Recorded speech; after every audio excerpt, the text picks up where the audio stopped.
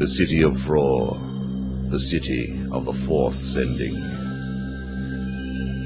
The undead Derikos cult of Geladites had excavated the city from a remote mountain, hoping to fulfill the prophecy.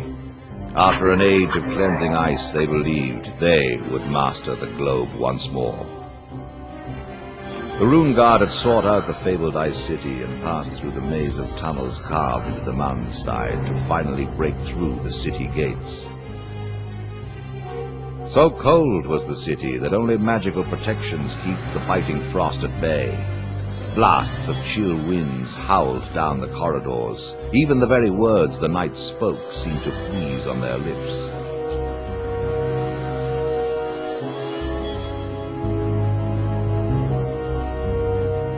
The Geladites were guarded by huge golems made of ice.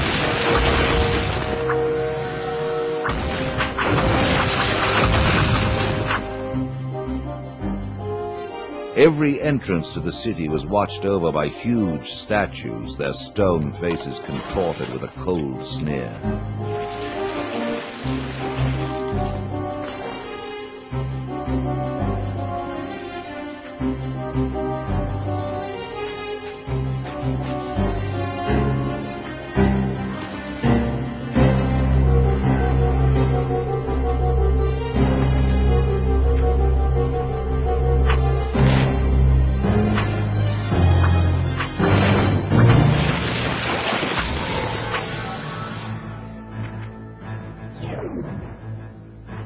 The Geladites had succeeded in recapturing the stark majesty of the ice throne of old. The city was a frozen nightmare.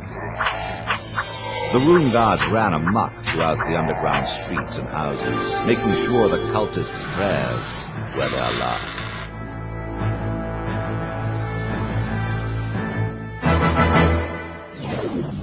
The prophecy of the fourth sending was writ large in the eldritch symbols of forbidden gods, the witch words of the Thalatakot.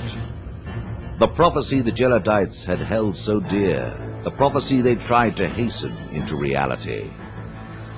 We know now, of course, that the prophecy did come true, that the fourth sending did begin here in Frore, in the depths of this cold, blue twilight world. The Geladites uncovered a crystal, a pale sliver spinning slowly in place. This was their great work, which they used to bleed the heat out of the land and carpet Dereth in a blanket of snow. The Geladites thought they would cleanse the world with ice and take their rightful throne, but they had misinterpreted the words of the prophecy. When the crystal was shattered by Asparian invaders, the fourth sending did indeed begin. The fourth sending of the Hope Slayer, Baal Zaran. Did the Geladites even know? Or did they still plot for their return to ancient glory? Perhaps they had lost their minds when they forsook their mortal bodies. Frore was nothing more than a huge mortuary, a graveyard of tortured souls clutching at deleted dreams.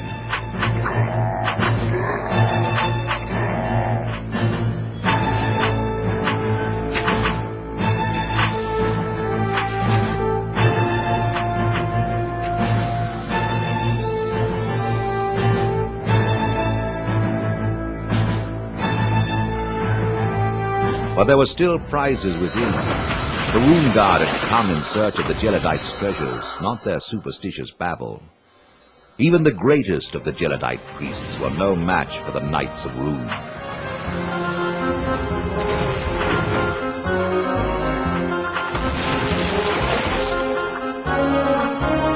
The Geladite coffers were protected by beams of intense cold, but they were soon negated.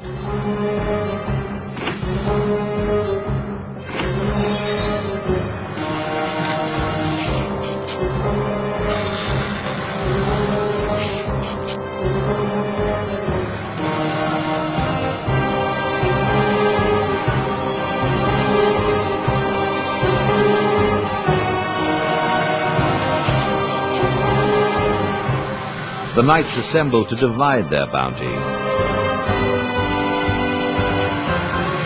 Frore taking the robe of the Derikos. Tarrant, the frost hammer of Frore, and Sigil, the magnificent ice hewn.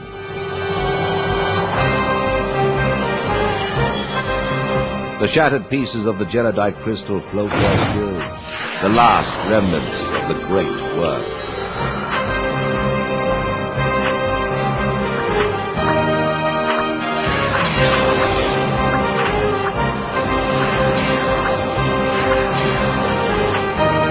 But leave them be, and let Frore remain lost.